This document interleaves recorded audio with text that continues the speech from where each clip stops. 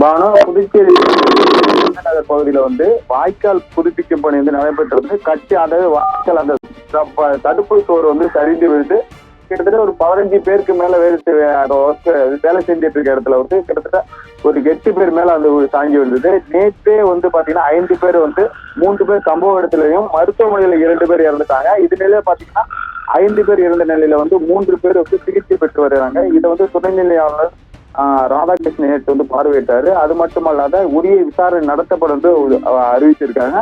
அந்த இறந்தவங்களுக்கும் அடிப்பட்டவங்களுக்கும் உரிய நிவாரணம் கொடுக்கறதுக்கும் வந்து தேர்தல் துறை மற்றும் புதுச்சேரி அதிகாரிகள் பேசி நடவடிக்கை எடுக்கப்படும் தெரிவித்திருக்காரு. அது மட்டுமல்லாமல் இன்று சம்பந்தமாக ஒப்பந்ததாரர் மீது வழக்கு பதிவு செய்யப்பட்டுள்ளது. இதை வந்து ஒப்பந்தர் மோகன், சூப்பர்வைசர் விஜய் ஆனந்த் ஆகியோர் மீது வந்து முதலியார்பேட்டை போலீசார் வந்து வழக்கு பதிவு செய்து விசாரணை நடத்தி வருகிறாங்க. இது தவறு வந்து இதே போல் வேற எங்கு நடக்கக்கூடாது.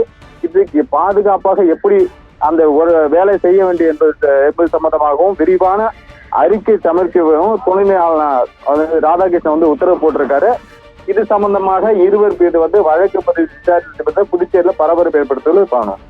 விவரங்களுக்கு நன்றி ஜெயக்குமார்.